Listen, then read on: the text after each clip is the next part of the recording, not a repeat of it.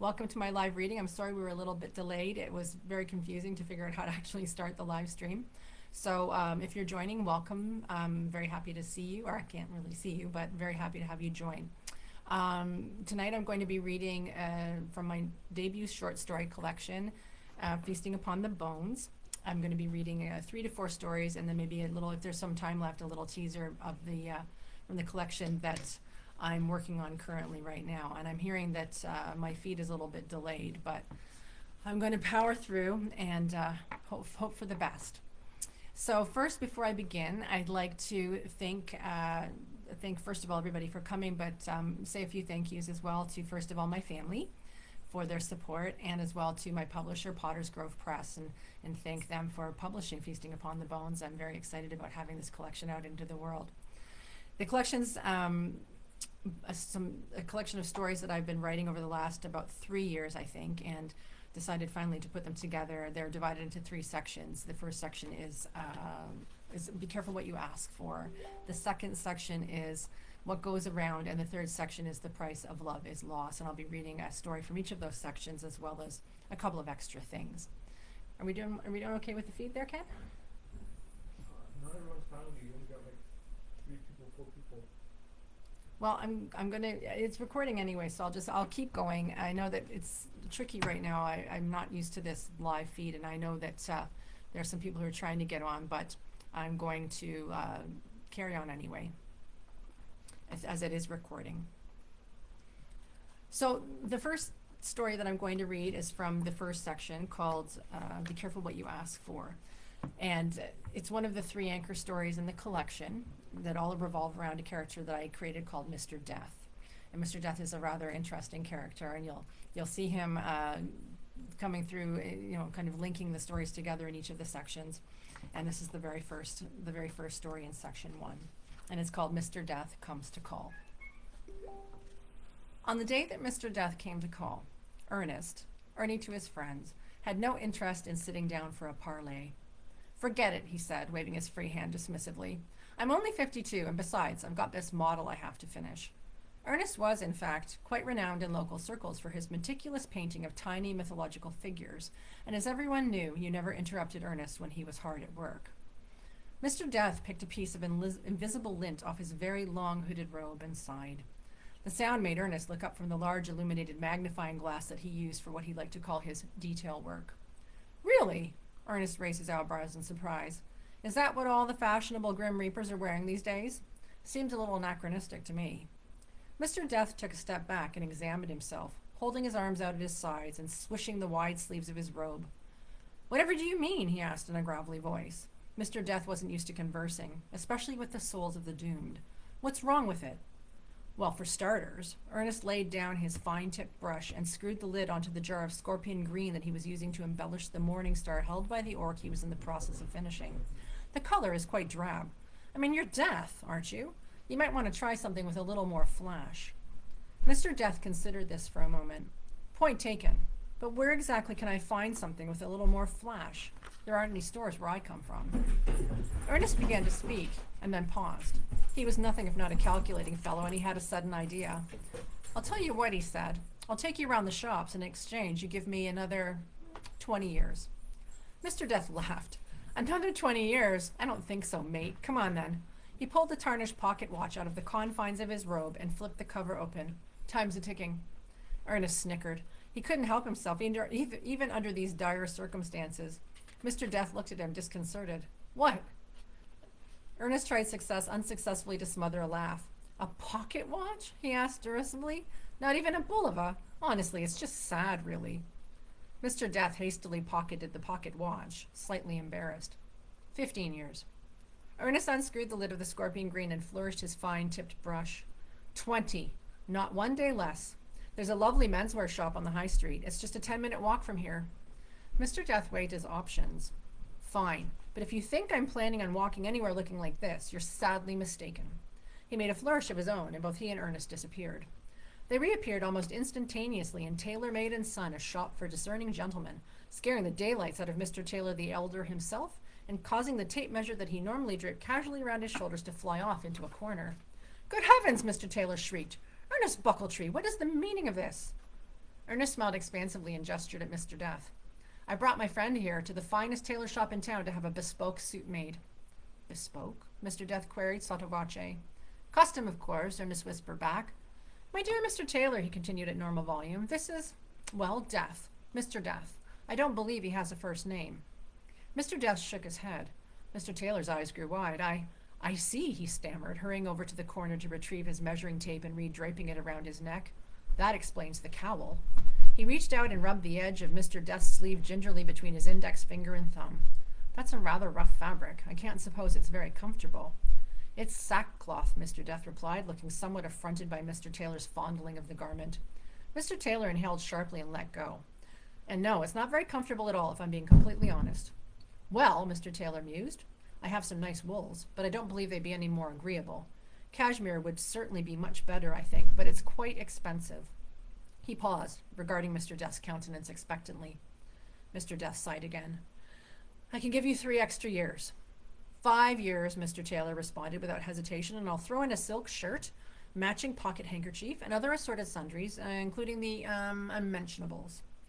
The deal having been deemed acceptable to both parties, Mr. Taylor whipped the measuring tape from around his neck and began taking down measurements. Once he was finished, he said, Right, not a problem. I'll have it ready for you in 2 days. 2 days, Mr. Death exclaimed once he and Ernest were back out on the street. He seemed quite put out. That's a very quick turnaround, let me assure you, Ernest mollified his companion.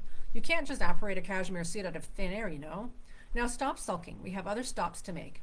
Next on the list is a new pair of shoes. Honestly, those sandals you're wearing have seen better days, I must say. Mr. Death looked down.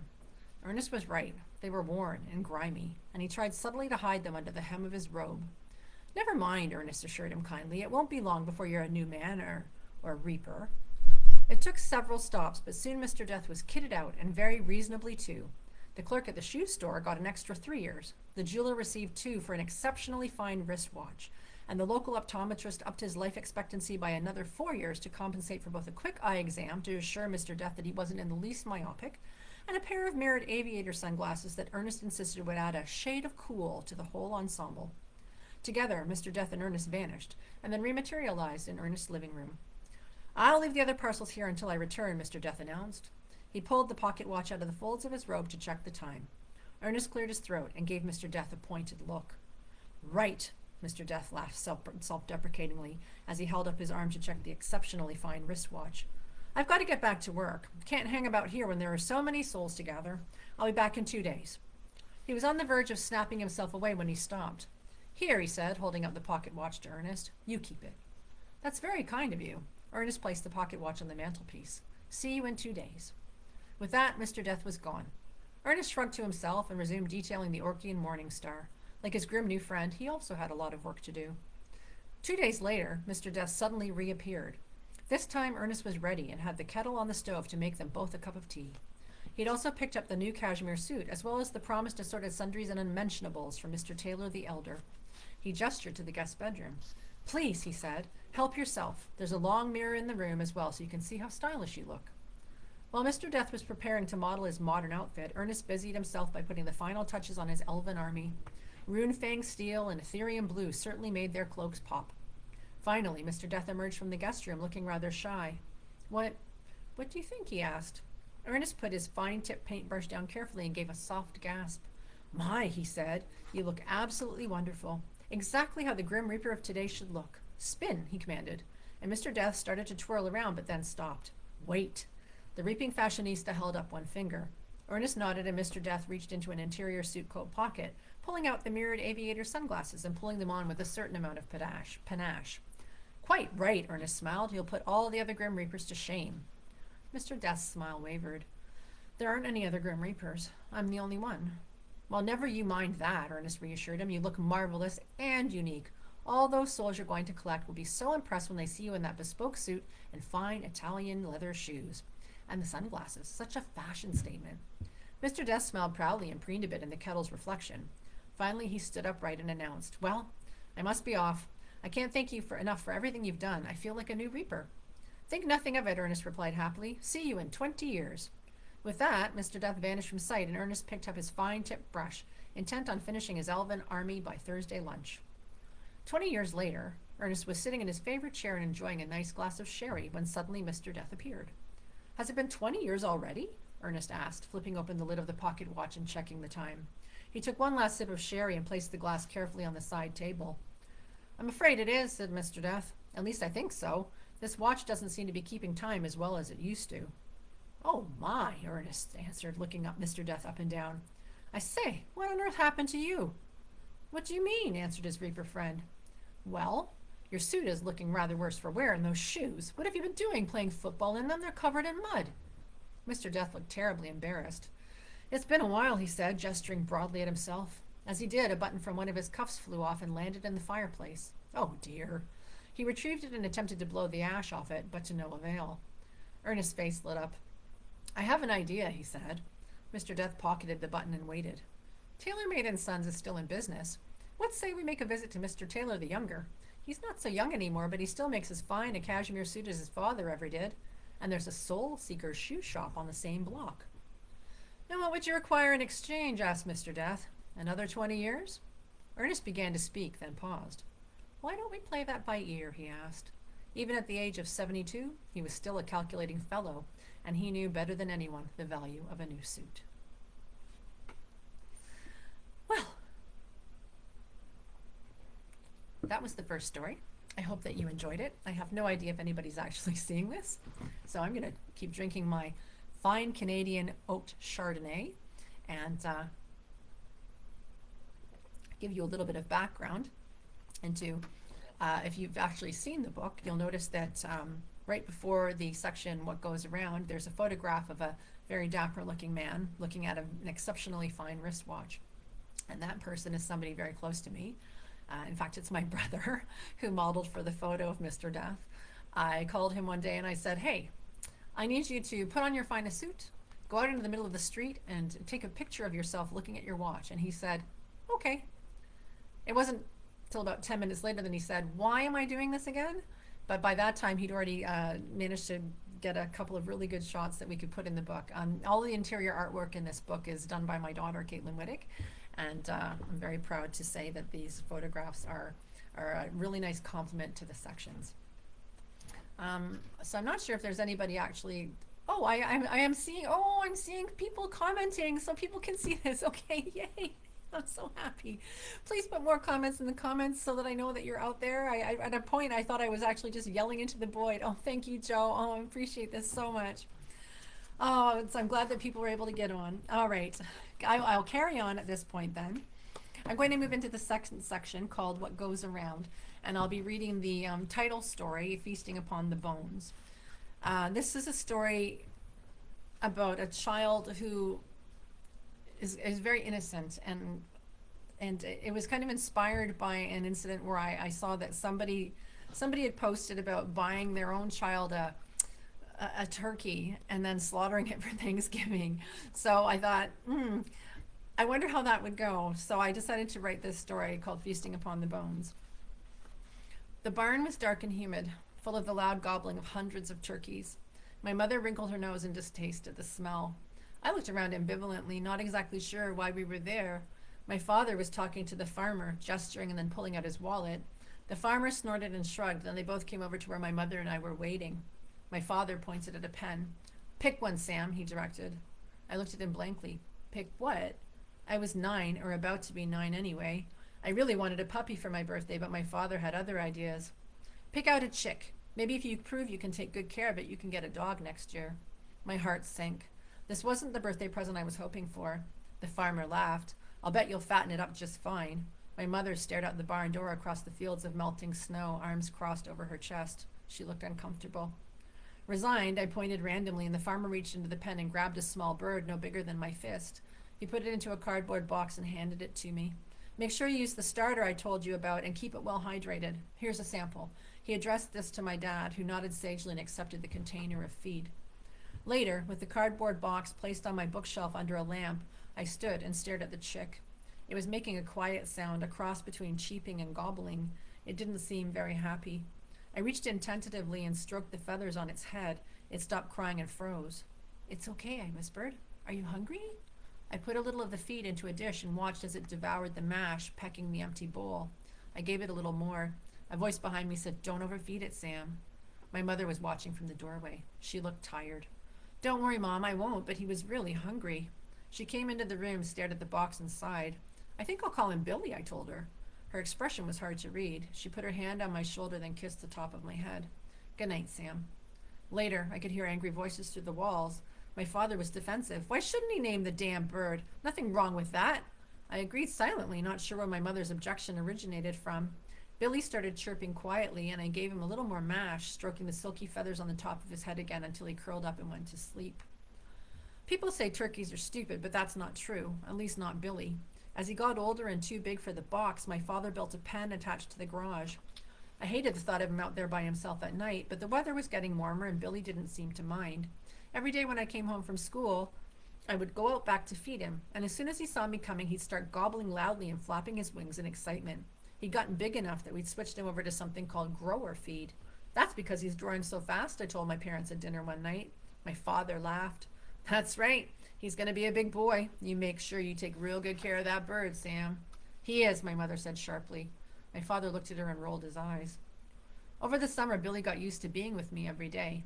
He was almost as good as a puppy, and he would follow me around the yard. He loved getting his head scratched. He would lean right into it with his eyes closed and purr like a kitten deep in his throat as if it was the best feeling ever.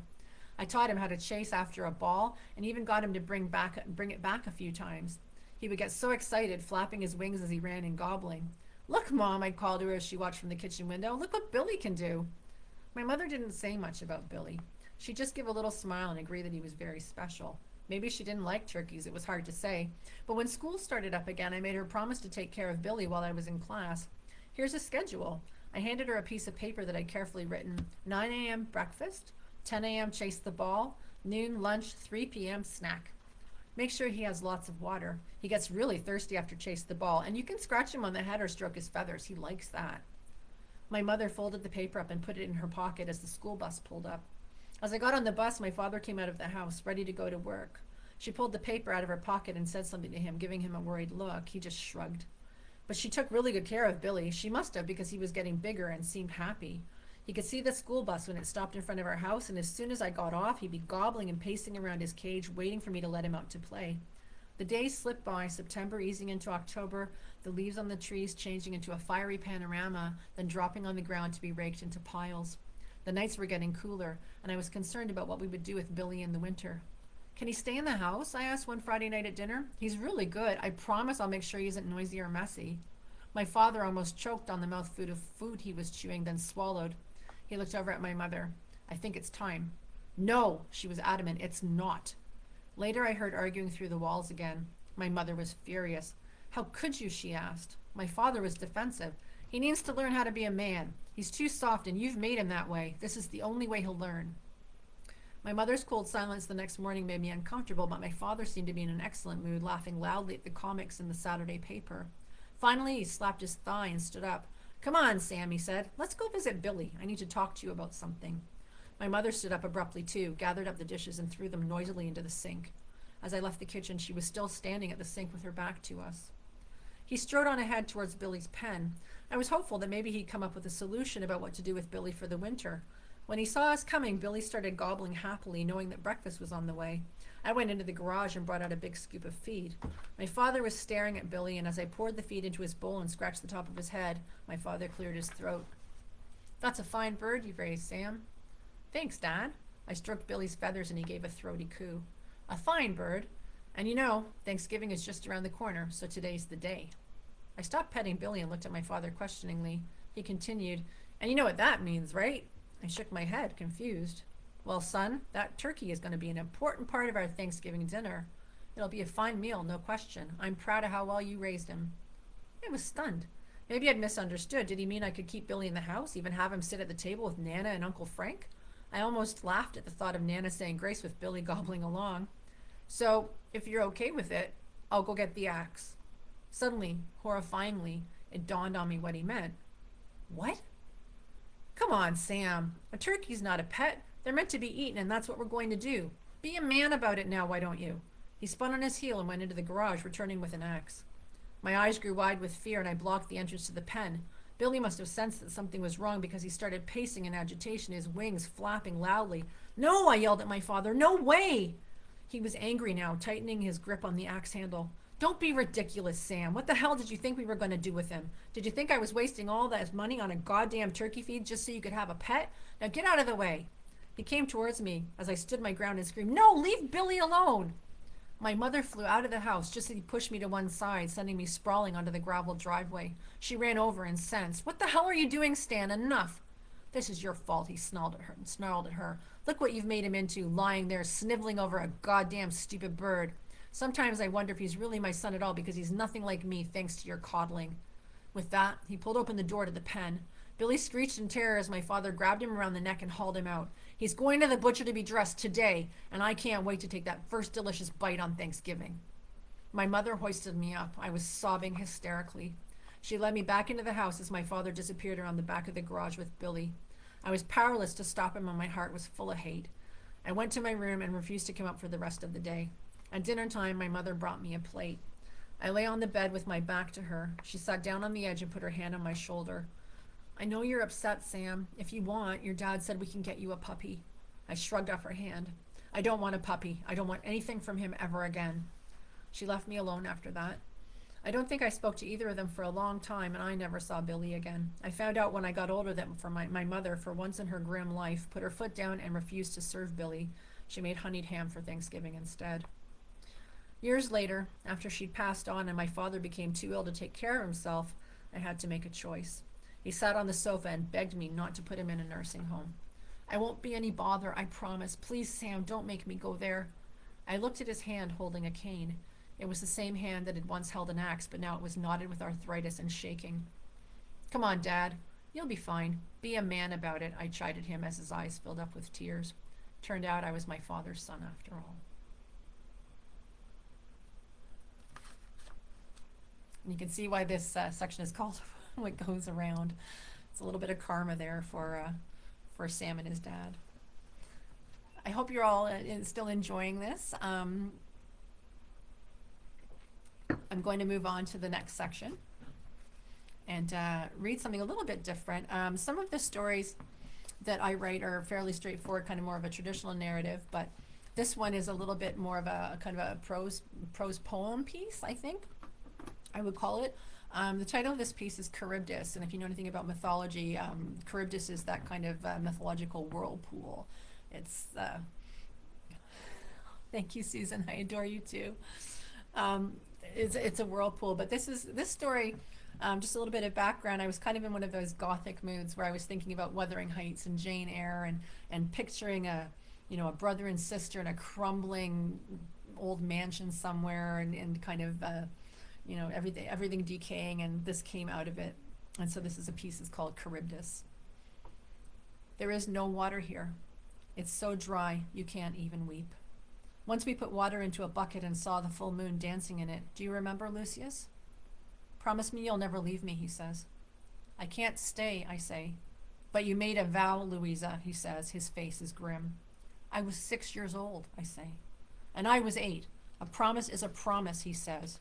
He locks the door and his footsteps fade down the hallway. Lucius is more myself than me. I drown in him. He is the bucket and I am the moon. At night, I dream of Charybdis, the whirlpool swirling around me and slowly devouring me. I don't fight her anymore. Instead, I beg her to take me. Lucius returns in the morning, unlocks the door. I'm sorry, Louisa, he says. His face is pained like father's face was when mother was dying. I'm sorry to have hurt you so. I'd like some water, I say. The well is empty, he says. There is no water here. It's so dry you can't even scream. Maybe later we can go out riding, he says. Once we rode at midnight and the horse's eyes were wild in the moonlight. Your hair came loose and fell about your face like ocean waves. I could almost taste the salt in the air. Do you remember, Louisa? Oh, sorry, Paige's dog. The horses are all dead, I say. Did you forget Lucius? His face is pained, like father's face was on the day he shot the old hunting hound. Lucius wanted to watch, but I closed my eyes. Later, father raised the bucket from the well and washed the blood off his hands while the moon hid its face. He leaves me again, his footsteps thundering through the empty corridors of our lost empire. As the family fortune expired under the curse of father's delirium, the servants fled, leaving us to drift through the house like desiccated leaves in autumn until finally it was only Lucius and me. I open the windows wide to breathe in the night air, catch a whisper of dew on my tongue. The window isn't locked because it's too high to jump. He returns at midnight. At the crossroads where my body and soul meet, when I look for myself, I see only you, he says. And what do I look like, Lucius? I ask. My voice is a dry husk. Like the moon dancing in the water, I drown in you, he says. If I could have loved anything, it would have been you, Louisa. My face is fury, the way Mother's face was when she realized what Father had done to the horses. With the madness of the maelstrom, I swallow him whole. Finally, I am free. Finally, I can drink. So that one's a little bit different, a little bit more of a prose poem. Thank you. Yeah, I still got a little bit of time left. I was going to maybe read one of my very first pieces in the collection, and something that I wrote a long time ago. Well, not a long time ago, but about 3 years ago. It's a piece called "Perfect Food." Since I have a little bit of time now, it's one of my favorite stories.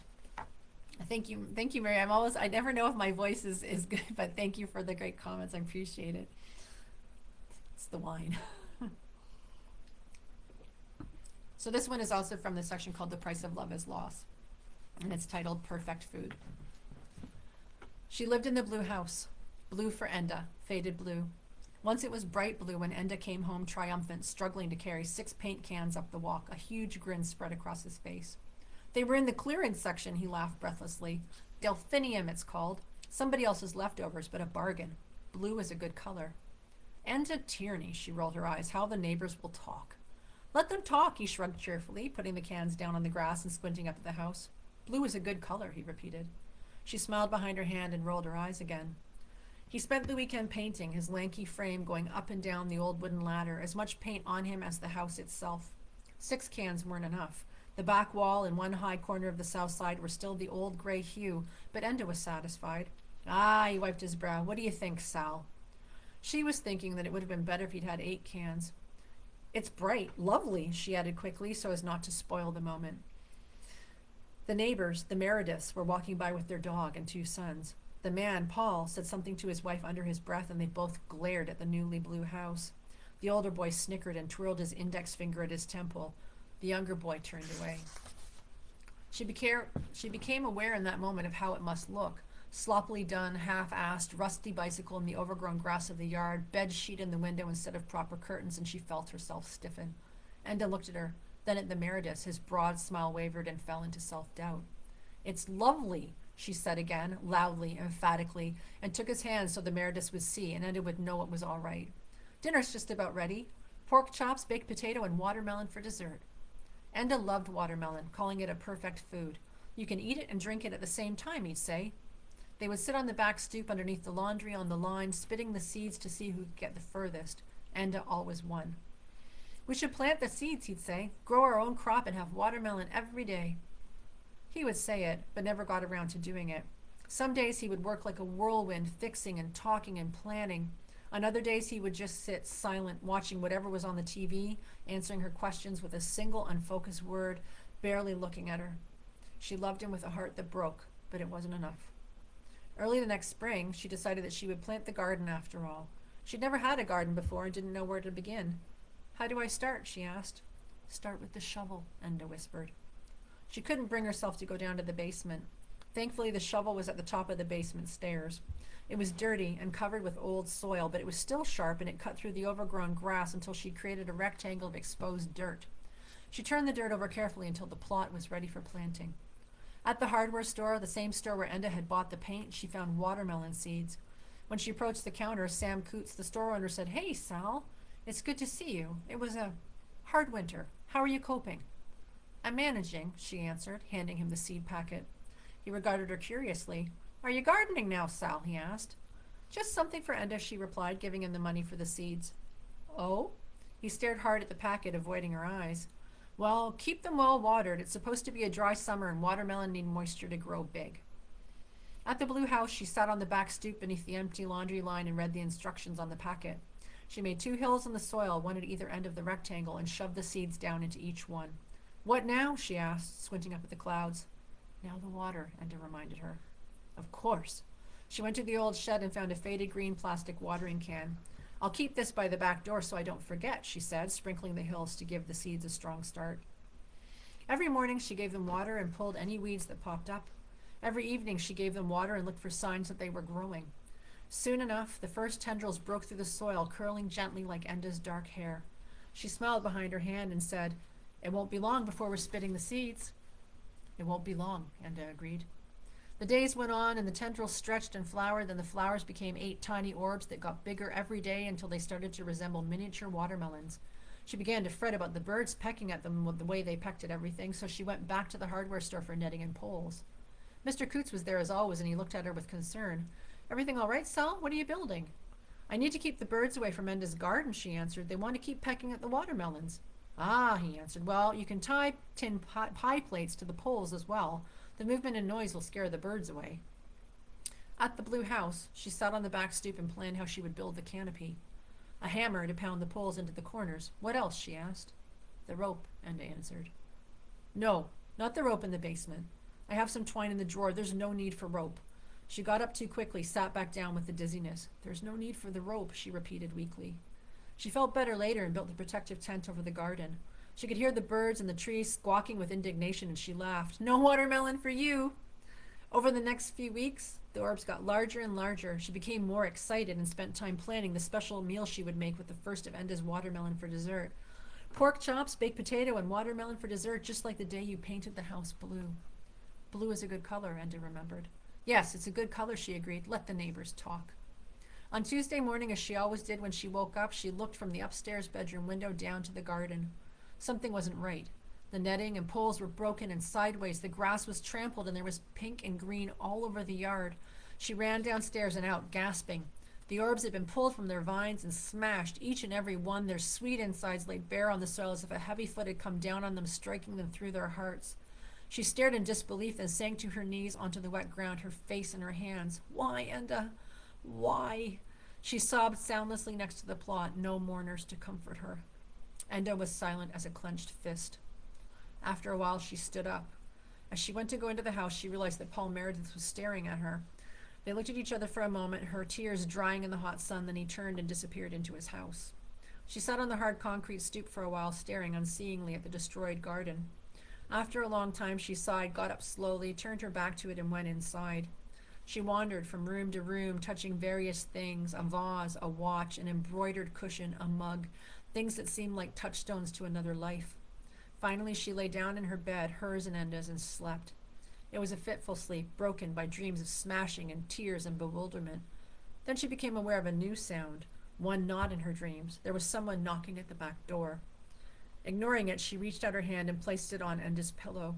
The cotton was cool to the touch, and she shivered, pulling the covers up higher. The knock came again, this time more insistent.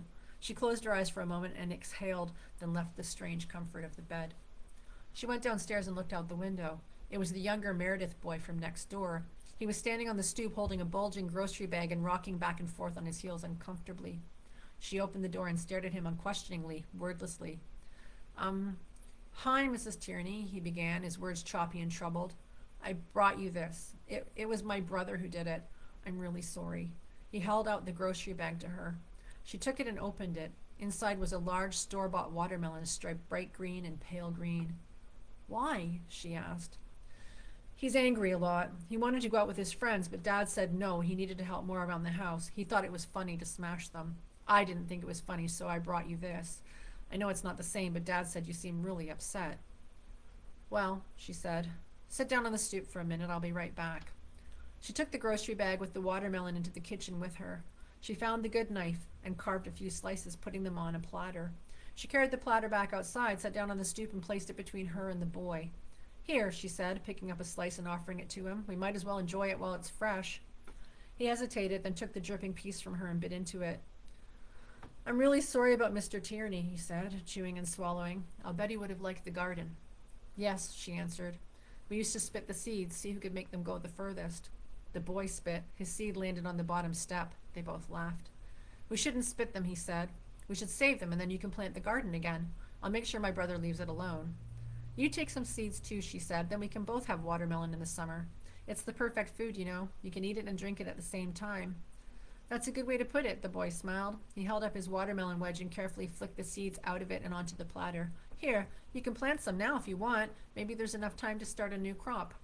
She took the seeds from the platter, cupping them gently in her hand, and walked over to the rectangle of dirt and vines. Kneeling, she pushed the seeds down through the soil and into Enda's outstretched hand.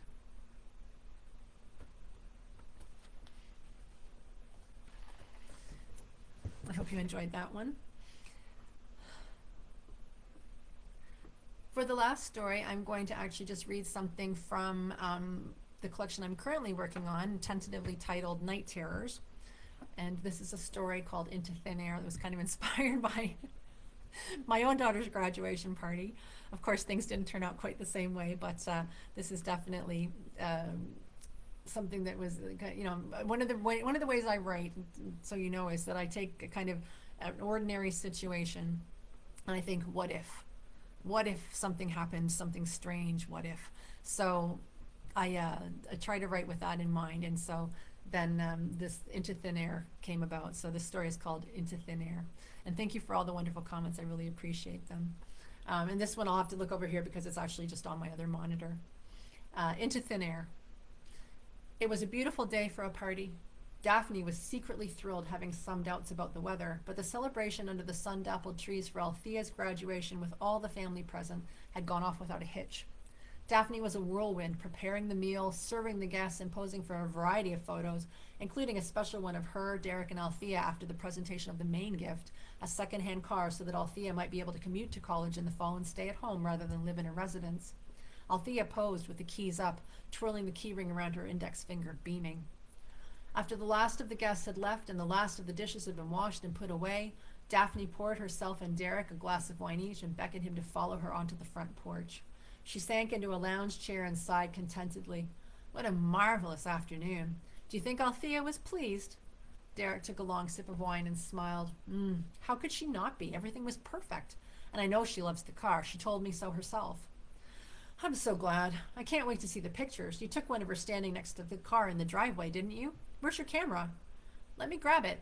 Derek put down his glass and disappeared into the house. While he was gone, Daphne cradled her glass in her hands and stared into the grove of trees that hid their house from the road, lost in thought. The days were getting longer, and even at this late hour, it was only dusk. As she contemplated the day's events, remembering the way Althea was trembling with anticipation as they led her to the driveway, the rest of the family falling behind, all smiles, she thought she saw something moving through the trees. She leaned forward and squinted, putting her glass down on the side table. It was like a wisp of dark air, moving erratically in the shadows.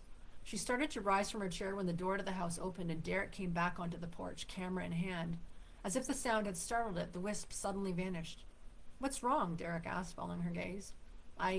Nothing, I suppose. Just tired eyes playing tricks on me. Do you have the pictures queued up?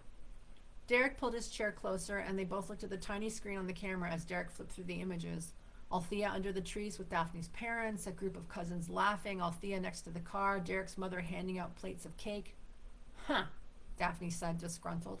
She leaned back in the lounge chair and took a big swig of wine. What? Derek looked at her confused. Daphne said nothing for a moment, then burst out. All those pictures and not a single one of me? You even have one of your mother passing out the cake, but not one of me carrying the damn thing out of the house and presenting it to Althea? I was the one who made it, for Christ's sake. Derek shook his head. Don't be ridiculous. Of course you're in some of the pictures. He scrolled back through the images, peering at each one, and then shook his head. I don't know what to say. I'm really sorry. He thought for a minute. Wait, I'll bet your dad has pictures of you. He was taking shots with his phone. Call him and see.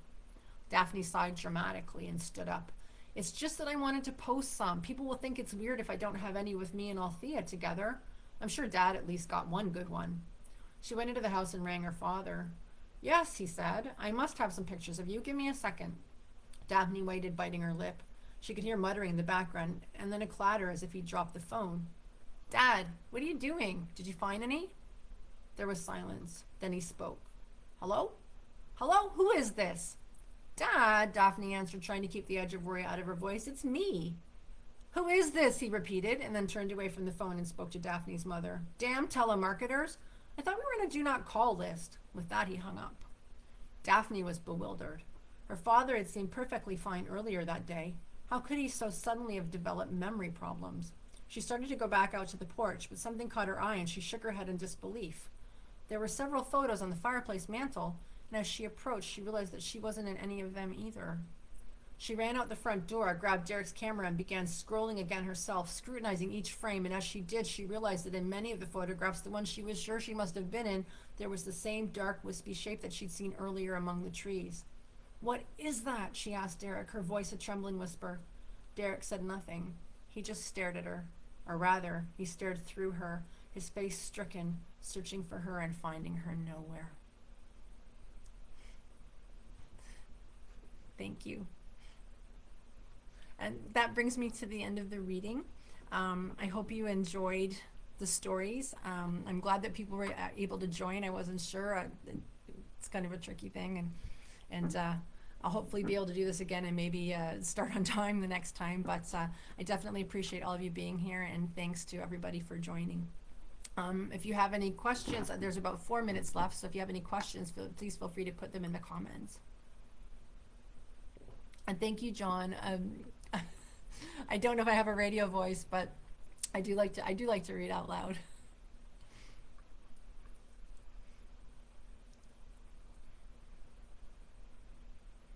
Thanks, Jamie. I appreciate that. And thanks, Jamie, for coming. There's a couple of stories in here that were inspired by some conversations that my friend Jamie and I have had. And in fact, the image for the very first section, that's actually Jamie's little girl. It's a picture of her from the back, and it's she agreed to be the model for the first section of the book. Thank you, Karen. Thank you, Marianne. Thanks, Joe and Susan. You joined from Ireland, and I really appreciate it. All right, well, I guess I'm going to say goodnight now then. I hope everybody enjoyed the reading, and hope to see you soon. Thanks. Bye.